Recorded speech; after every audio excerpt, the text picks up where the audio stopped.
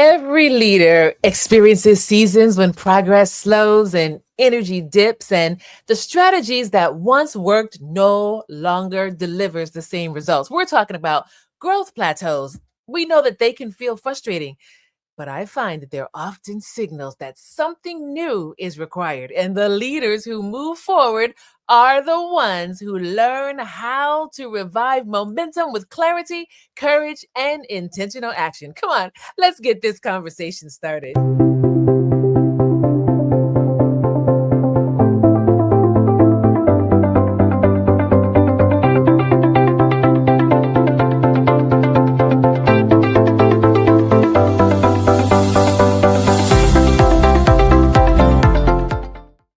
Welcome back to Transformation Station, the leadership podcast where we explore the mindset, the strategies, and leadership practices that help individuals like you and like me grow with purpose and resilience. I'm your host, Adrienne Benton, and today's conversation, it's about one of the most common and often misunderstood challenges in leadership and business. That's right, we're talking about hitting a growth plateau.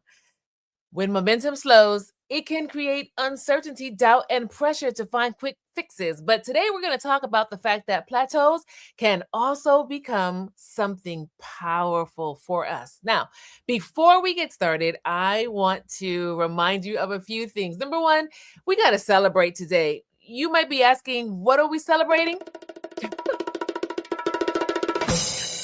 Listen, let me tell you, we're celebrating today because of you, we have published our 100th episode of Transformation Station Leadership Podcast.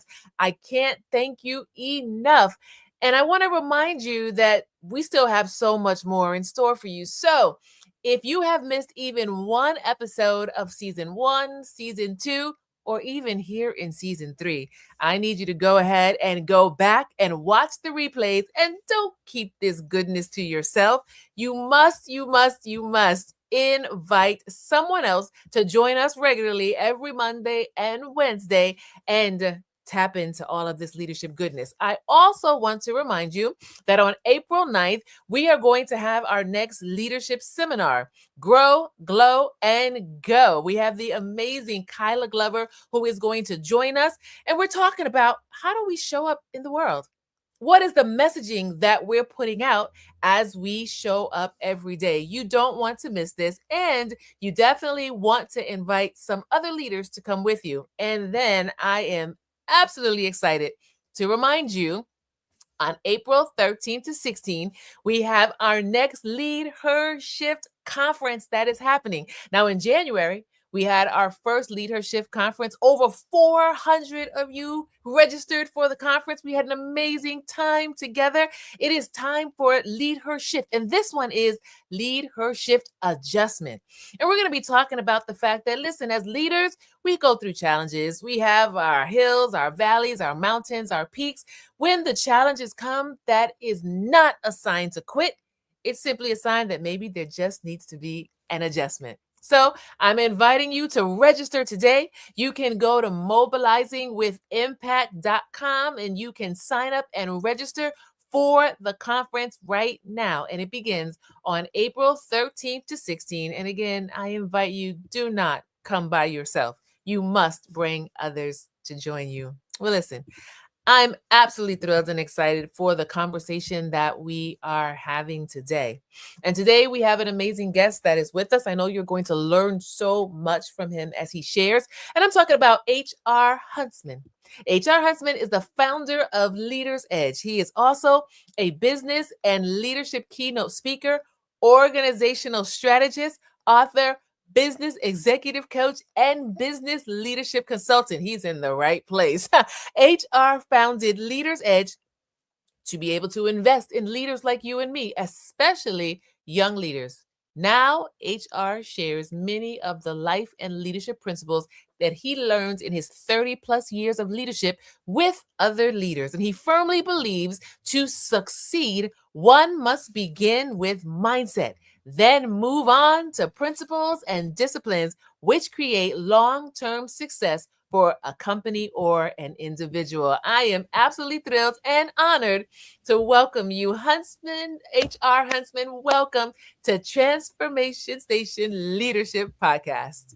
Girl, you got me fired up. What an introduction. Oh my goodness. I love your energy. I love your joy. I'm excited to be here. No, Yes. I'm ready. Let's do this. Woo, let's do this. Well, listen, I'm excited for this conversation because I think this really is a classic evergreen conversation as leaders that we should have periodically, right? We're talking about momentum. We're talking about plateaus. We're talking about growth. And one of the things that I have found, so I have about 20 plus years in leadership, right? I found that growth plateaus are not always signs of failure. Often when I hit a plateau, it's a reflection of a transition point where maybe something that was working in the past is not working anymore, or maybe it's an invitation to me to start thinking differently. So I want to start off by asking you this question. Sure. From your experience, what are the most common reasons businesses or leaders hit a growth plateau, even after experiencing early success or momentum? Sure. That's a fantastic question, Adrian. My experience tells me let's go back. I started my first company when I was 28, and I Mhm. didn't know anything about anything. I was a dumb kid, zeal, passion, all this stuff, right? And I did everything. I took out the trash, I mowed the lawn, I created the content, I balanced the books, I recruited the clients, I did the whole deal. That what got me started and what got me early success is not scalable. Mm. And so I see that same over functioning in many of the leaders we work with now at the 20 million, 50 million, $100 million level. What we call this benevolent over functioning. And most growth plateaus are leadership evolution gaps. Mm. The leader, you, myself, those that are listening, need to look in the mirror because the way I've led up to this point is likely not going to work going forward. Hmm. And so this thing that we have called benevolent overfunctioning is when leaders are doing too many things and they haven't transferred authority to other people. Mm. So it's seen in things like this. Let me just handle that. No, you got a lot on your plate. Let me take this. And this benevolent love for the company, love for the people, over functioning is holding many, many companies back. And we see this as a very consistent and common growth plateau. The opposite of that is what we call transfer of authority. Now, this is different than just delegating tasks. Mhm. Mhm. Delegating tasks is just, Adrian, can you just handle this? My plate is full, my calendar is stacked. Can you just do this thing? That's not the same as transfer of authority. And that's what really good leaders do is they empower people, give them full authority with good feedback loops. But that is what we have found is a very common growth plateau. So talk to us a little bit. I love the fact that you use that word benevolent. Talk to us a little bit more about that. Okay. Most leaders that we run into, they're good people. They're not the high control jerk of the past. They're good people. They care about their people. They care about their mission. They care about, what they're doing. And that love puts them in a box. So benevolent, they care, right? They care about the function. They care about the client. They care about the customer. They care about their team. So they're benevolent. They're goodness of their heart. Let me handle that, Adrian. I'll take that off your plate. No, I'll just do that. And they continue to stack themselves. And that's not scalable. And they become the very bottleneck that Mercy. they're trying to avoid because two things are happening. Their energy is depleting. They're getting overwhelmed and they're not maximizing the talent of all the good people that they've surrounded themselves with. Over functioning, they're doing too many things. So one of the questions I ask many of the leaders I work with is this. I'll pretend it's you. Adrian, what are you carrying right now that you should no longer be carrying? Mercy. It was good a year ago or 5 years ago, but we've outgrown that now. And that leader should not only be looking in the mirror and asking themselves that question, but they should be having their leaders ask the same questions. What am I carrying that I should no longer be carrying? Because that is likely a growth plateau. The leaders themselves have become the growth problem. the bottleneck. Like, this is powerful right here. You know, as you said that question, what are you carrying right now that you should no longer be carrying? Leaders who are listening and watching, you know, here in Transformation Station, we always take a moment during the podcast to be able to stop and assess and reflect. And I want you to reflect on this question right here, because this is a serious question. What are you carrying right now that you should no longer be carrying? Sherma is watching, and Sherma says, so often the doer becomes the leader, but they keep doing instead of leading. Sherma, woo! Listen, that's serious right there. Talk to us, HR. I see you nodding your head. Talk to us about it. No, Sherman's right on track. The doer, so the guy who was great at selling widgets, he was the best widget salesman in the world. And now everyone says, oh, Bob, Sally, you need to be head of our widget team, our widget sales team. Well, those are very different functions. So the doer becomes the leader, thinking that they can continue that same function. Sherman is right. When the doer becomes the leader, the mindset has to shift dramatically, because now I'm in charge of multiplying leaders, not selling widgets. And what I was really good at, which is selling widgets, that's not my thing anymore. My identity has to shift. My understanding of human nature has to shift. I have to learn what motivation and inspiration look like. I can't just sell widgets anymore. Now my job is to multiply people. So I have to transfer authority. So Sherman is right. The doer has to become the leader, which that's easy on paper. That's hard in real life. It so is. It so is. I have found that at times where I have struggled with this, I literally had to have conversations with myself to catch myself, you know, because sometimes you do it, you see yourself doing it, but you know, you if you're not intentional, you just keep going on that. So let me ask you this question, right? How can leaders distinguish between a temporary slowdown and a deeper strategic issue that requires a shift in direction or mindset? This is actually fairly complex. One of the first things I would encourage leaders to do is get with the team. And the first thing you need to do, if you're beginning to see metrics drop, this sales funnel is not as full, consumers or customers are not as happy, we have to interrogate what we call the Holy Trinity: clarity, alignment, and accountability. Are we clear on everything that needs to be clear? Is everyone aligned in the boat? Are we all rowing the same direction, the same speed? Is accountability high? Are people owning their roles? So the first thing we need to ask is, do we have a performance problem or do we have a strategy problem? If a performance problem exists, we have to chase it down wherever that is. So clarity, alignment, and accountability. Now, if we've done all that work, and then we've talked to vendors, we've talked to colleagues around the country in the same industry, and there's truly a strategic slowdown, maybe economic, maybe it's regional, whatever it is. Now we have to do the harder work, and that is interrogate our value proposition, our value chain, because maybe our strategy that worked 5 years ago is no longer connecting with customers or clients. So interrogate our value prop. That's our promise to customers. Do we understand our customer base as well as we did 5 years ago? Do we know their pain points? Do we know their needs? Are we addressing those properly? And then value chain, that's the whole delivery system, and interrogate that entire value chain to make sure we are truly delivering value to the customer that we say we understand. And when you hear HR talking about customer, we're talking about anyone that you serve. This is all applicable, regardless of what a business arena you're in. And as you were talking, I was thinking about this leadership principle here that says insight grows when leaders step back before stepping forward. It's kind of like a song and a dance, right? But we got to step back so that we can get awareness. We have to step back so we can really see not just what's happening in front of us, but the bigger picture. Or sometimes as a leader, I challenge myself when I go to work, stop talking so much. So sometimes just be present in the room and listen. I think that's brilliant. And watch. You learn so much about what's really happening, not just with getting the mission accomplished, but what's really happening with the people that you are leading who are doing the work. Oh, you're so right.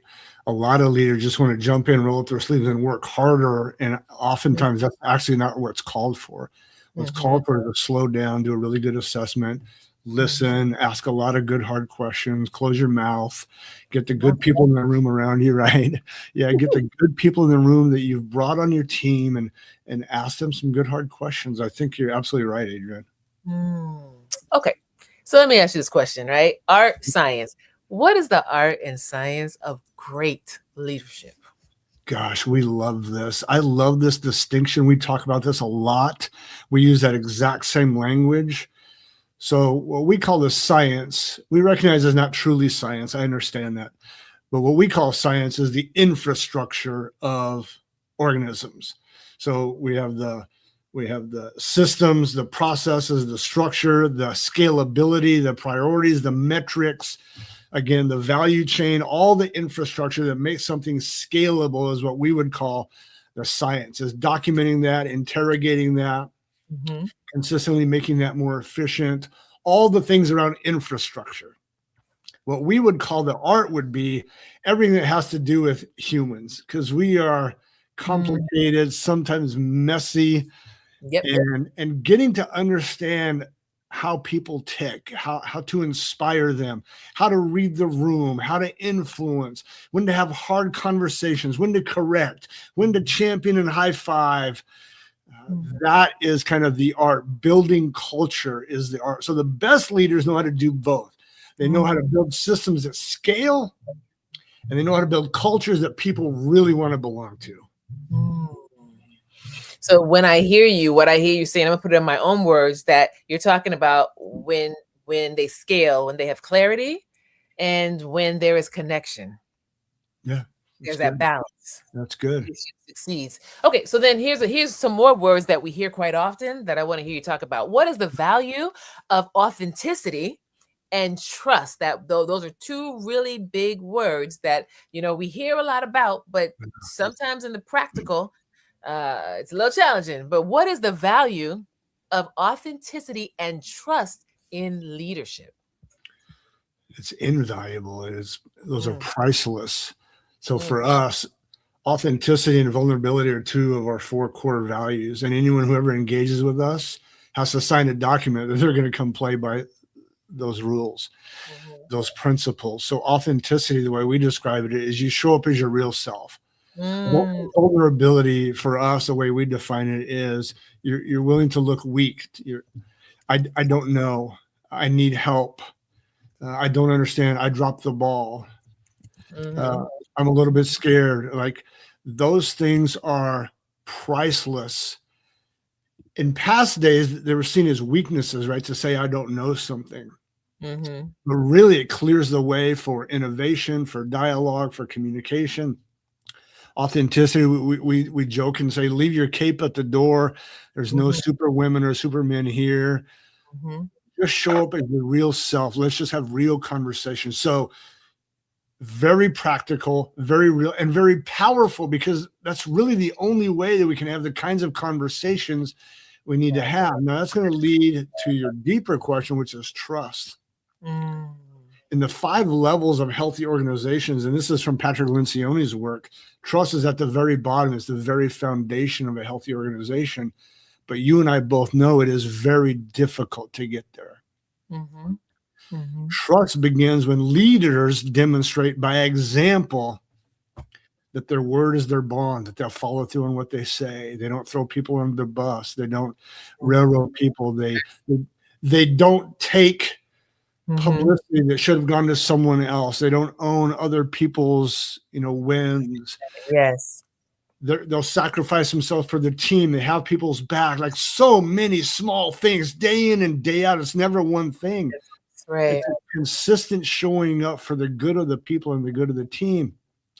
And that's when people's defense mechanisms can go down and say, okay, I'm safe here.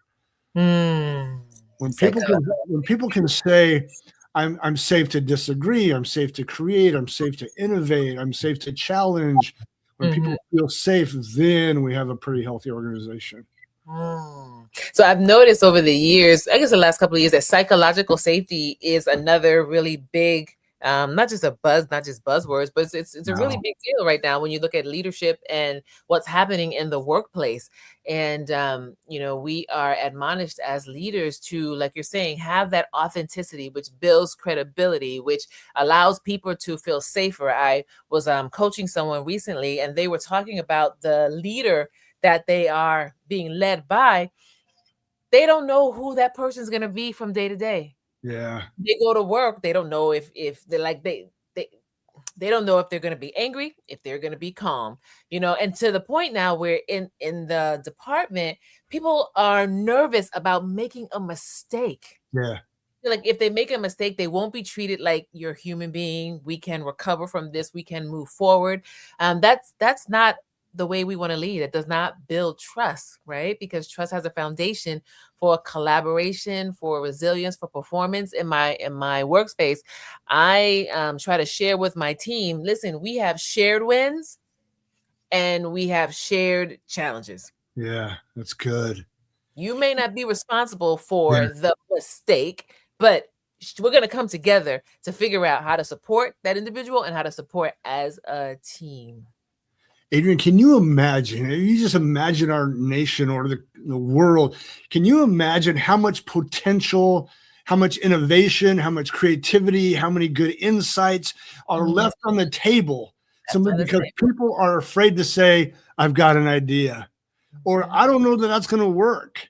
Like, trust isn't just a feel-good thing. I mean, it removes friction in an organization. It elevates innovation. I can't imagine how much potential is left hidden in the back pockets of people because leaders don't have the guts to say, let's have a great, honest, safe conversations. Safe conversation. So, leaders, you're listening, you're watching right now. You are leading, which means you have influence, which means you have opportunity, which That's right. means it's within your space and your sphere to restart if you have to, but create a culture of clarity, of authenticity, and safety, a psychological safety. And who does it begin with? It does not begin with your team, it begins with you. Yes, ma'am. So, on that note, let me ask you this: what practical strategies can leaders implement to reignite innovation, energy, and forward movement within their teams and organizations? First of all, understand that energy isn't something that you motivate. That may sound counterintuitive. Energy is something you unlock in people. It's not something, if you're trying to drive motivation, you don't understand motivation. Mercy. Energy is something you unlock by removing friction and restoring clarity and trust, right? So we teach what energy is going to follow a very understandable map, if you will.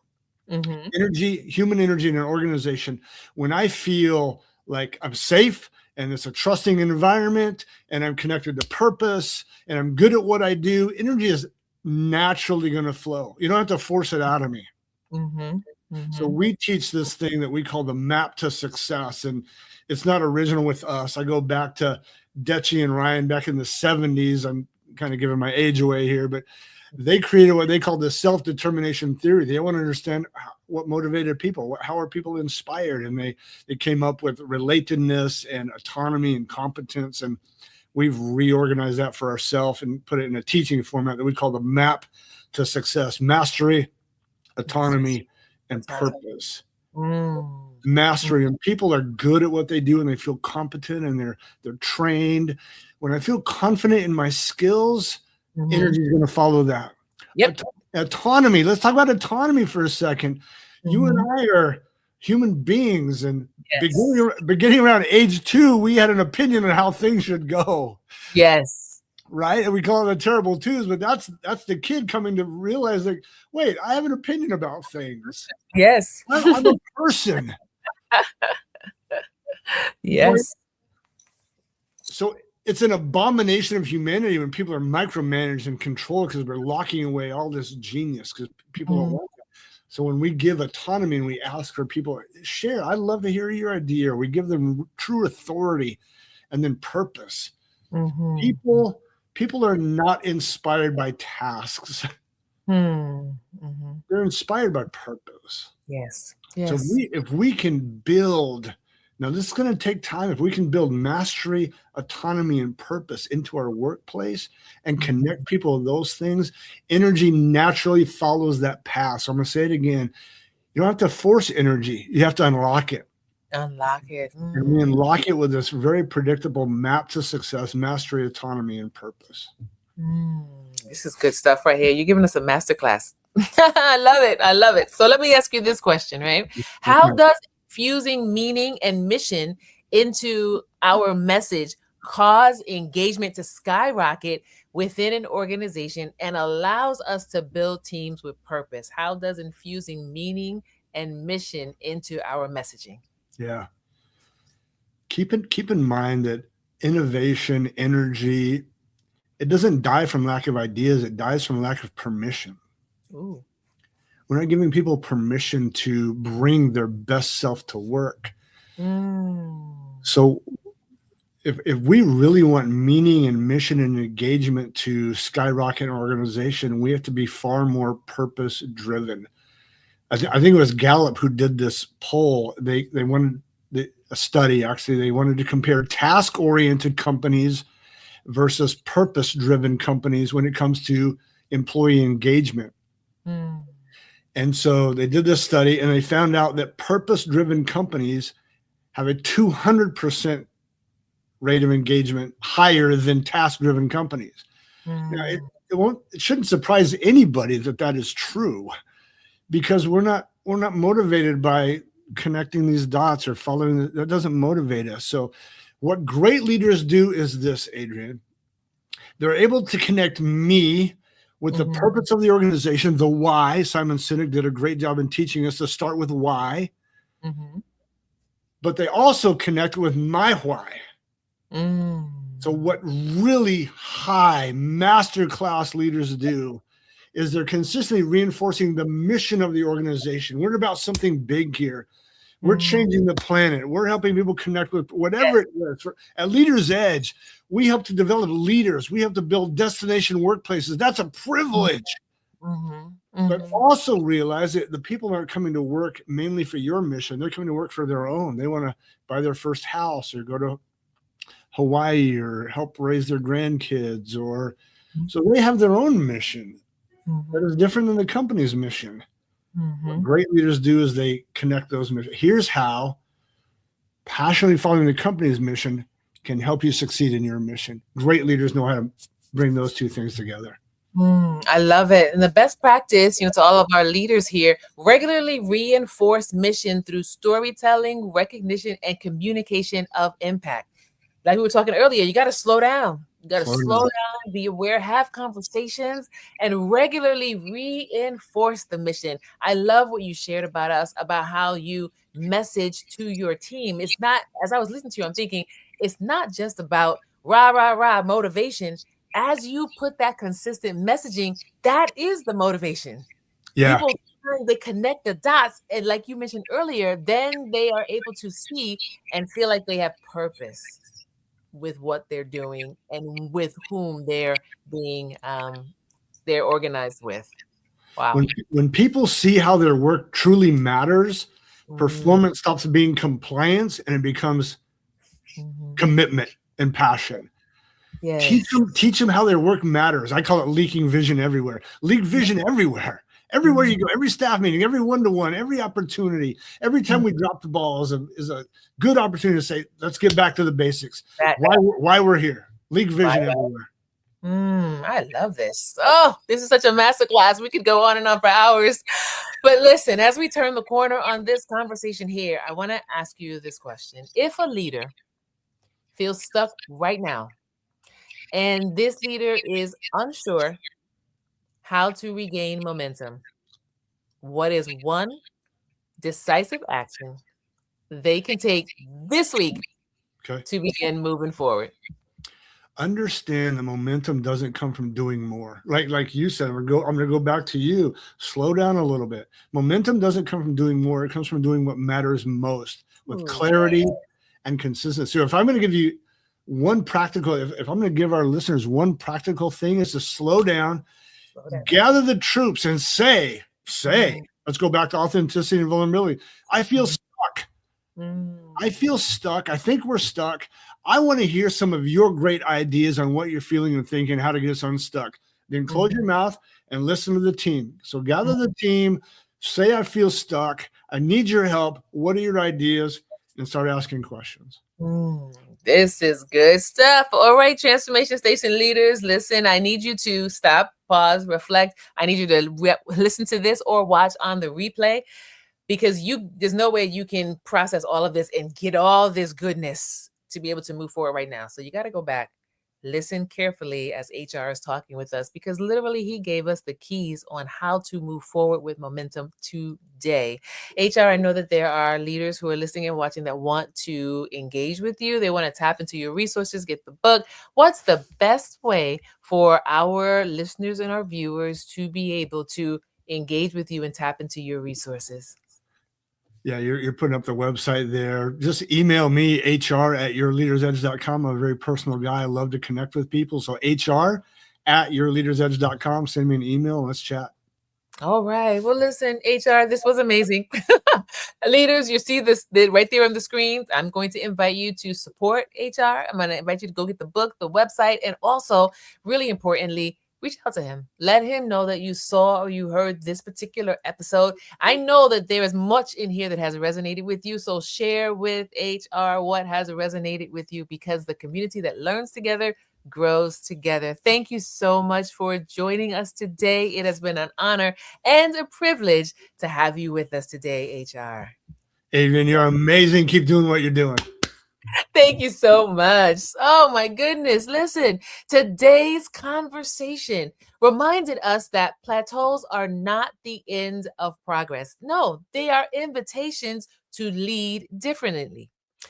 When leaders like you and I approach these seasons with reflection and adaptability and renewed purpose, we get to create the conditions for breakthrough and sustained growth. If this episode has resonated with you, I want you to be sure to subscribe to Transformation Station Leadership Podcast. Share this episode that we just had with HR. Share this conversation with another leader in your network right now who may be navigating a season of stalled momentum. I want to remind you again, we have the Lead Her Shift conference that's coming up April 13th to 16th. You need to register today. And you can do that by going to mobilizingwithimpact.com. Don't miss it. And before that, our opener is April 9. We have the Lead Her Leadership Seminar with Kyla Glover, Grow, Glow, and Go. All right. Well, remember, leadership growth is not always linear. Sometimes the greatest breakthroughs come after the quiet seasons of reassessment and intentional change. So until next time, stay focused, stay adaptable, and keep leading forward with clarity and with purpose.